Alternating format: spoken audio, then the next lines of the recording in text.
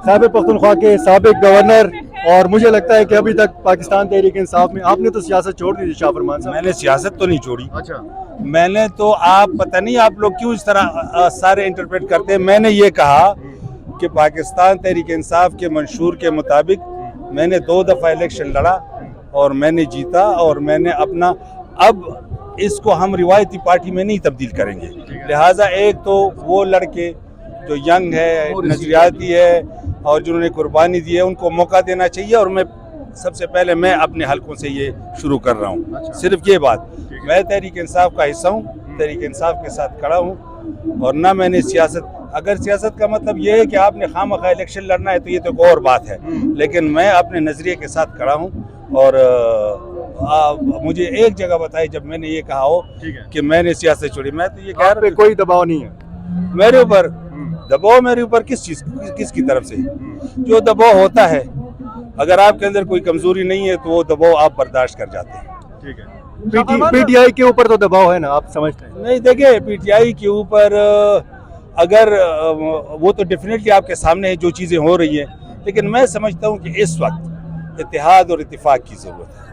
हमारे ऊपर जो चैलेंजेस है, जो आलम इस्लाम की चैलेंजेस है, एक न्यूक्लियर मुस्लिम स्टेट की हैसियत से जो आलम इस्लाम की हमारे से तवक्कुआत है, उस तवक्कुआत की बुनियाद पर हमें जो रोल प्ले करना चाहिए, हमें एक पेज पर आना चाहिए।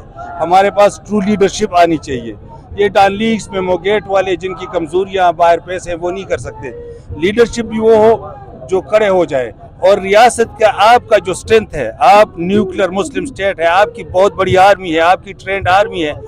मैं समझता हूँ कि ये सारे एक पेज के ऊपर होनी चाहिए कि ट्रू लीडरशिप हो, अवाम हो और आपकी न्यूक्लियर आर्मी हो, तो तभी आप आलम इस्लाम का मुकाबला कर सकते हैं। 40 साल से हमारे वेस्टर्न बॉर्डर के ऊपर क्या हो रहा है? पाकिस्तान के खिलाफ साजिशें थी।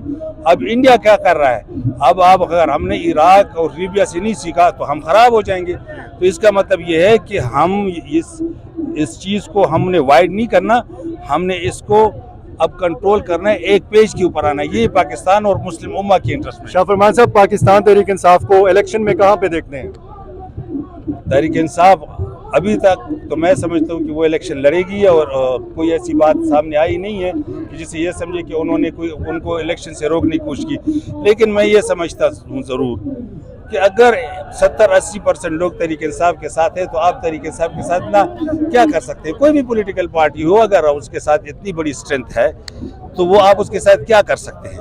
मैं समझता हूँ कि नेशनल इश्यूज़ के ऊपर कंसेंसस होना चाहिए पाकिस्तान और मुस्लिम उम्मा के इंटरेस्ट में। और ये this is the right time कि हम इजराइल के हालात को देखकर हम सारे पाकिस्तान, ये सारी अवाम की भी ये ख्वाहिश है। वो एक ज़माना था कि जहाँ पर ट्रू लीडर की तस्वीर और एक फ़ौजी की तस्वीर ट्रक के पीछे होती थी और लोग सलाम करते थे। काश वो मोहब्बत का ज़माना दोबारा आ जाए। शाह फरमान साहब, ये बताएं, इमरान खान साहब ने फैसला किया था सूबे में महमूद खान को गवर्नर वज़ीर आला बनाया गया, परवेज़ खटक को वज़ीर आला बनाया गया, वज़ीर दिफा बनाया गया। आज वो जिस तरह पार्टी छोड़कर गए हैं, क्या कहते हैं कि इमरान खान का वो फैसला ठीक था या गलत? देखिए, मैं समझता हूँ कि ये फैसले ठीक गलत ये अवाम फैसले करते हैं कि किसने क्या रोल प्ले करना है और किसने किया।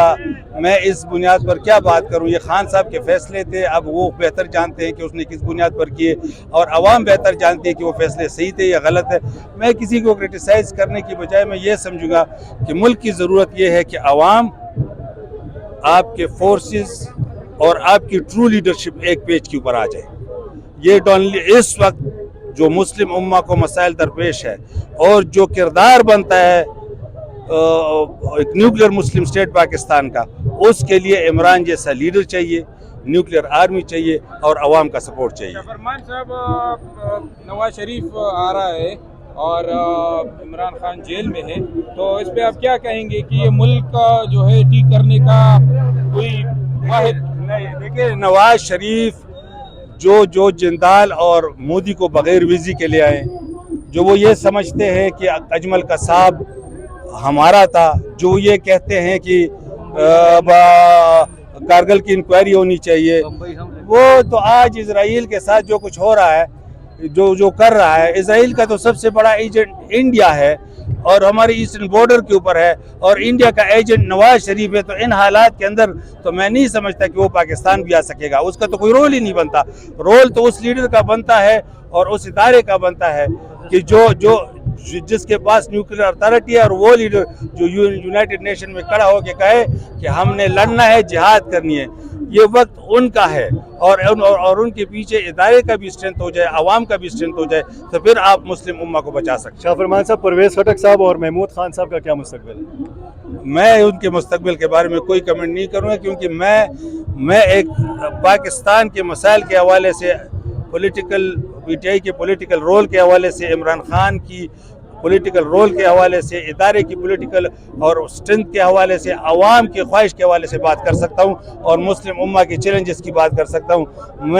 میں کسی پر کمنٹ کرنے کو تیار نہیں ہوں, آپ میرے سے وہ بہتر جانتے ہیں.